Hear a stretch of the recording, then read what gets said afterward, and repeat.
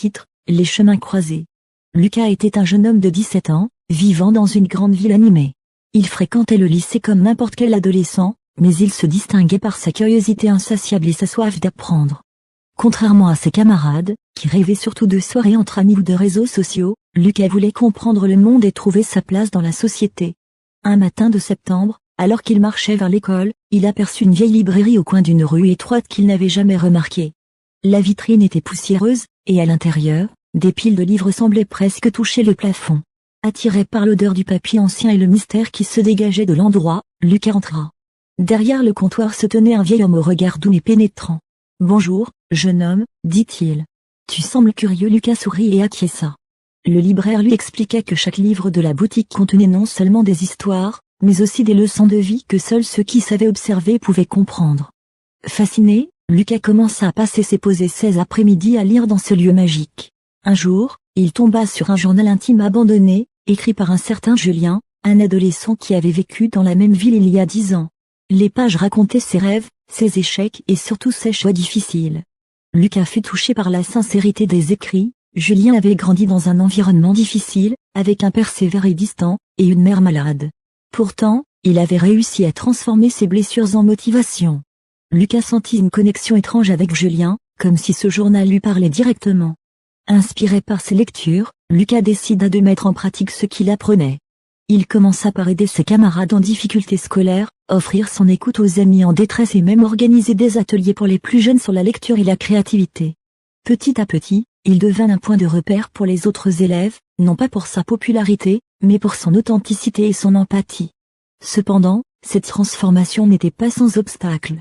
Certains élèves se moquaient de lui, le traitant de trop sérieux ou de bizarre. Ses professeurs, bien que reconnaissant ses efforts, ne comprenaient pas toujours sa motivation à aller au-delà des simples devoirs. Lucas se sentait parfois isolé et se demandait si son engagement valait vraiment la peine. Un après-midi, alors qu'il rentrait chez lui après une longue journée, il aperçut un petit garçon assis sur un banc, seul et triste. Lucas s'assit à côté de lui et commença à lui parler. Petit à petit, le garçon s'ouvrit et raconta qu'il avait peur de retourner à l'école, car ses camarades le harcelaient. Lucas l'écouta attentivement, lui donna des conseils simples mais puissants sur la confiance en soi et l'importance de demander de l'aide. Le garçon repartit avec un sourire timide mais sincère. Ce simple geste fit réaliser à Lucas que chaque petite action pouvait avoir un impact énorme. Un jour, le lycée annonça un concours national d'innovation sociale. Le thème, comment améliorer la vie dans nos communautés? Lucas décida de participer avec un projet inspiré de ses expériences, créer un réseau de soutien entre élèves, où chacun pourrait trouver des mentors, des activités culturelles et un espace pour exprimer ses émotions. Avec l'aide de quelques amis, il travailla sans relâche. Après des semaines de préparation, le jour du concours arriva. Les présentations se succédaient, certaines innovantes mais froides, d'autres techniques mais peu humaines. Quand ce fut le tour de Lucas, il parla avec une sincérité et une passion qui touchèrent profondément le jury. Il raconta l'histoire du petit garçon du banc, le journal de Julien et ses propres efforts pour transformer son environnement. À la fin, il y eut un silence, puis une ovation. Lucas et son équipe remportèrent le premier prix. Mais ce qui le rendit le plus heureux, ce n'était pas la victoire, mais le fait qu'il avait inspiré d'autres élèves à agir et à croire en leur pouvoir d'améliorer le monde. Avec le temps, Lucas continua sur cette voie. Il fonda une association pour encourager les jeunes à découvrir la lecture, la créativité et l'entraide. Il devint un leader respecté, non pas par l'autorité, mais par l'exemple.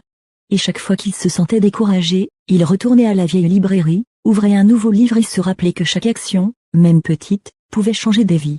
La morale de l'histoire, dans un monde où beaucoup court après la reconnaissance ou la richesse, la véritable grandeur réside dans les actes simples, sincères et altruistes. Chaque geste de bonté, chaque effort pour aider les autres, même le plus discret, a le pouvoir de transformer la vie de quelqu'un et, à terme, de changer le monde.